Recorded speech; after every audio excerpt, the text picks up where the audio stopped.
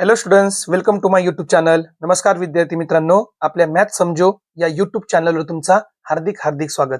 आपण पाहत आहोत इयत्ता 4थी स्कॉलरशिप म्हणजेच प्राथमिक शिष्यवृत्ती परीक्षा पेपर 2 इंग्रजी इंग्लिश या भागातील घटक.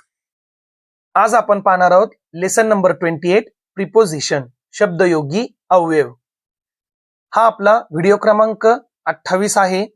मागच्या व्हिडिओमध्ये म्हणजे व्हिडिओ क्रमांक 27 मध्ये आपण ऍडव्हर्ब क्रिया विशेषणे हा घटक शिकलो. आज आपण परत एक महत्वाचा घटक घेऊन आलो जे की आहे प्रिपोजिशन शब्दयोगी अवयव. तर विद्यार्थी मित्रांनो, प्रिपोजिशन काय असतात? प्रिपोजिशन म्हणजे काय? वाक्यातील दोन शब्दामधील संबंध दाखवणारे शब्द. म्हणजे ते काय करतात? आपल्याला दोन वाक्यामध्ये किंवा दोन शब्दामध्ये काय संबंध आहे ते शब्दाला जोडणारा एक शब्द असतो ना, तो असतो आपला प्रिपोजिशन. मग ह्या व्हिडिओमध्ये आपण काय शिकणार का प्रिपोजिशन म्हणजे काय, त्याचे एक्झाम्पल काय असतात, कोणकोणते कॉमन प्रिपोजिशन आहे जे आपल्याला क्लास 4 मध्ये युजफुल आहे, प्रिपोजिशन कसं चूज करायचं दिलेल्या सेंटेन्सला, अशा प्रकारचे सॅम्पल प्रश्न आपण आज व्यवस्थितपणे समजून घेणार आहोत. आजचा व्हिडिओ सुद्धा खूप महत्वाचा असणार आहे, तर व्हिडिओला शेवटपर्यंत नक्की पहा. व्हिडिओ आवडला तर व्हिडिओला लाईक करा, शेअर करा, कमेंट नक्की करा आणि सबस्क्राईब करायला विसरू नका. चला मग आपण आजचा भाग सुरू करूया.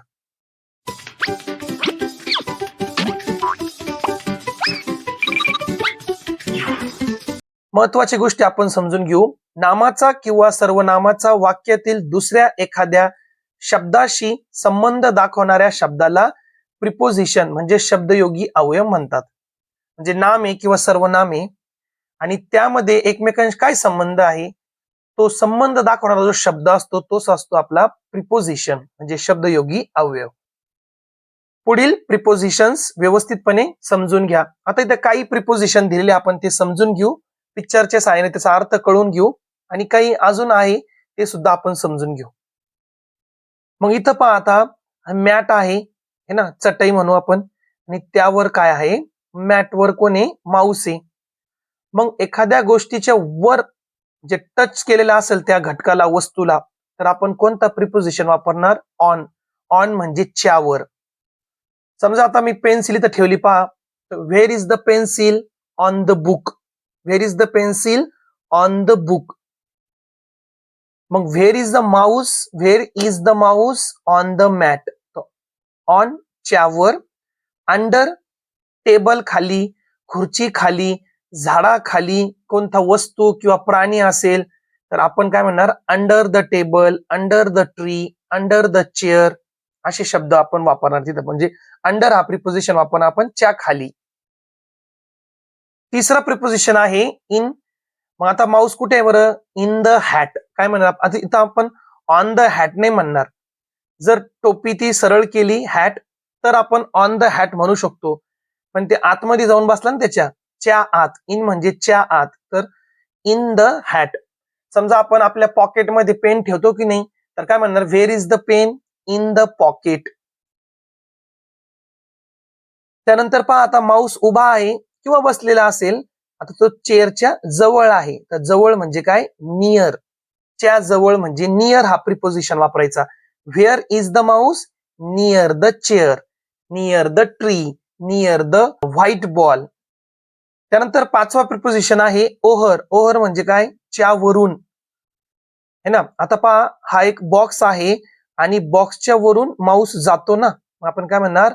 Over the box. Where is the Mouse? Over the box म्हणजे तो खोक्यावरून जात आहे. विथ. विथ म्हणजे च्या बरोबर, च्या सोबत. Where is the Mouse? The mouse is with the frog. तो फ्रॉग बरोबर आहे. आपण म्हणतो ना, चल, आपण म्हणतो चल माझ्या बरोबर चल, असं म्हणतो आपण आपल्या भावाला किंवा बहिणीला. आपण इंग्लिश मध्ये काय बोलणार? Come with me. Come with me. कम म्हणजे चल, विथ मी म्हणजे माझ्या बरोबर. बिहाइंड. बिहाइंड म्हणजे मागे. आता डोर मागे असतो ना, मग आपण काय म्हणणार? बिहाइंड द डोर, दारा मागे है ना. बिटवीन. बिटवीन म्हणजे दोन ऑब्जेक्टच्या मध्ये, दोन जणांच्या मध्ये किंवा दोन ऑब्जेक्टच्या मध्ये. Between. Where is the mouse? Between the stool, between the chair, between two students, between Seema and Geeta, मग त्यांच्यामध्ये जर एक मुलगी बसलेली आहे तर आपण मग सांगू शकतो बिटवीन. बिटवीन घ्यायचं म्हणजे तो पर्सन कुठं बसला बिटवीन घ्यायचा आणि त्याच्या शेजारी 2 जण कोण आहे त्यांचं नाव तिथे घ्यायचं. आता आर्टिकलचा वापर इथं जास्त कन्फ्युजन होतो. ऍट, ऑन आणि इन. ऍट हा कधी वापरायचा वेळ सांगताना, जसं ऍट 7 o'clock, ऍट 9 o'clock. नाईटला ऍट नाईट. स्पेसिफिक लोकेशनला at the office, at the school, at the bus stand. म्हणजे ऍटचा उपयोग असा आहे टाइम, नाईट किंवा स्पेसिफिक लोकेशन. ऑन, ऑनचा उपयोग कुठे करायचा? ऑन हा प्रिपोजिशन. आता ऑन म्हणजे on the hat, on the mat, तिथं तर आहे च्यावर, पण डेज आणि डेटला सुद्धा आपण ऑन प्रिपोजिशन वापरतो. On Wednesday, on Friday, date सांगताना on 14th June, on 3rd March, on 31st December, date सांगताना. आणि इन सीझन, मंथ आणि इयर मध्ये वापरायचं याला. Season in summer, in winter, in rainy season. Month in March, in June, in September. आणि year in 2024, in 2012, in 2002 असं आपण बोलू शकतो. मग हे ऍटचा उपयोग टाइम, नाईट, स्पेसिफिक लोकेशन साठी, ऑन डेज आणि डेट साठी, आणि इन सीझन, मंथ आणि इयर साठी. ठीक आहे. चला यावर असणारे आपण सॅम्पल प्रश्न पाहू. पहिला प्रश्न आहे, complete the sentence using the correct preposition. June comes that dash May. June comes that dash May. आता मे नंतर जून येतो की नाही, मग इथे येणार आफ्टर. काय ना रे, आफ्टर. आफ्टरचा अर्थ असतो च्या नंतर आणि बिफोरचा अर्थ असतो च्या आधी, है ना. आफ्टर म्हणजे काय? च्या नंतर. आणि बिफोर, बिफोरचा अर्थ असतो च्या आधी, अगोदर, च्या आधी. मग जून कम्स, जून येतो, कधी येतो? डॅट डॅश मे. इथं मे दिला म्हणून आपण आफ्टर मे येणार तिथं. आणि इथं जर असतं जुलै तर आपण म्हणलो असतो बिफोर जुलै. वाक्यरचना अशी झाली असते. आलं लक्षात? दुसरा प्रश्न आपण पाहू. Observe the picture and select the correct alternative. आता पिक्चर दिलेले पहा, टेबल आहे आणि टेबलच्या वर बॉल आहे. बॉल असं इकडे जात नाही, म्हणजे त्याच जागेवर थांबलेला तो. मग त्याच जागेवर असेल तर काय म्हणा आपण? कोणत्याही गोष्टीच्या वर असले तर ऑन म्हणायचं. The ball is that dash table, on table. पर्याय क्रमांक 2 उत्तर असेल. आता क्वेश्चन्स फॉर प्रॅक्टिस आपण पाहू. पहिला आहे म्हणजे इन्स्ट्रक्शन दिलं आपल्याला, question number 1 to 4. Complete the sentence using correct preposition. आपल्याला पहिल्या 4 प्रश्नासाठी आपल्याला करेक्ट प्रिपोजिशन घ्यायचं आहे. The cow is sitting that dash the tree. आता बर्ड असतं इथं पक्षी, तर आपण ऑन द ट्री घेतलं असतं. आता काऊ सिटिंग, काऊ बसलेली आहे कुठं बरं? ट्री. आता ट्री वर तर नाही बसणार ती, जाऊन ट्रीच्या खाली बसणार की नाही काऊ? गाय. मग पहा, the cow is sitting under the tree, है ना. आणि बर्ड्स आले, पक्षी वगैरे संबंध असेल तर ऑन द ट्री म्हणू शकतात तुम्ही तिथं. सेकंड प्रश्न आपण पाहू. Deepa gets up at that dash the morning, in the morning, है ना. सो पर्याय क्रमांक 3 उत्तर असेल. The sky is that dash our head. आता स्काय आपल्या वरती का नाही, मग आपण काय म्हणणार? The sky is that dash on our head. In का? नाही, ओव्हर आवर हेड, आपल्या डोक्याच्या वर आहे तो. Saturday comes that dash Sunday. Saturday येतो, पण संडेच्या कधी येतो? आधी येतो ना, आधी. आधी म्हणजे काय? बिफोर. पर्याय क्रमांक 3 उत्तर असेल. पुढचा प्रश्न आपण पाहू. Look at the picture and fill in the blanks. हा पिक्चर आहे, खाली पाणी म्हणजे नदी आहे, रिव्हर म्हणतो त्याला आपण, आणि वरती हा पूल आहे, ब्रिज आहे, नदीच्या वर ब्रिज आहे. The bridge is that dash the river. रिव्हरच्या कोठे आहे तो? वरती का नाही? मग ऑन म्हणता येईल का आपल्याला? नाही. काय? Over the river. रिव्हर वर आहे तो, त्याला कनेक्ट नाही, तो चिपकून नाही पाण्याला. ऑन द रिव्हर नाही येणार, ओव्हर द. आणि where is the river? River is under the bridge. River is under the bridge. ब्रिजच्या खाली रिव्हर आहे आणि रिव्हरच्या वर ब्रिज आहे.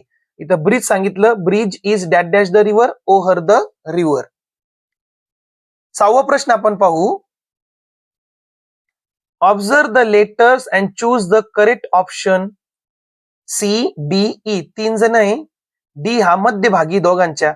मग बिटवीन कोण आहे? डी आहे. सी इज बिटवीन नाही. ई इज बिटवीन नाही. सी इज बिटवीन नाही. D is between. डी हा मध्य आहे. कोणाच्या दोघांमध्ये आहे तो? C and E. हो, हे सुद्धा पाहायचं पुढचे दोन बरोबर दिले का.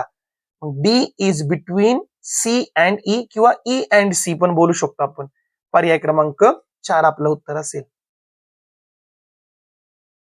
Instruction for question number 7 and 8. Look at the picture and fill in the blanks. आता हा एक टेबल आहे आणि टेबलच्या खाली माऊस आहे आणि टेबलच्या खाली, खुर्चीच्या खाली, झाडाच्या खाली आला म्हणजे काय घ्यायचं तिथं? Under. The mouse is dash dash the table under the table. 8वा प्रश्न. The clock is dash dash the wall. आता वॉल वर आहे ना ते, ऑन द वॉल. काय म्हणतात तिथं? On the wall. Instruction for question number 9 and 10. Look at the following pictures and choose the correct option. आता पहा इथं हे स्टुडंट्स आहे, विद्यार्थी आहे, मुलं आहे, हे खेळतात, एका बॉल बरोबर खेळतात. हे मग पाहूया काय दिलं. The childrens are playing. मुलं खेळतात विथ अ बॉल. हो, पहिला ऑप्शन आहे विथ अ बॉल. ते बॉल बरोबर खेळतात. ऑन अ बॉल, बॉलवर खेळतात. ओव्हर बॉल, बॉलच्या वर खेळतात. विथ द बलून, बलून नाही, फुगा नाही तिथं. मग मुलं जे आहे ते कोणाबरोबर खेळतात? बॉल बरोबर खेळतात. With the ball. पर्याय क्रमांक 1 आपलं उत्तर असेल. आणि आजच्या व्हिडिओचा आपला शेवटचा प्रश्न 10वा. पहा आता पिक्चर आहे.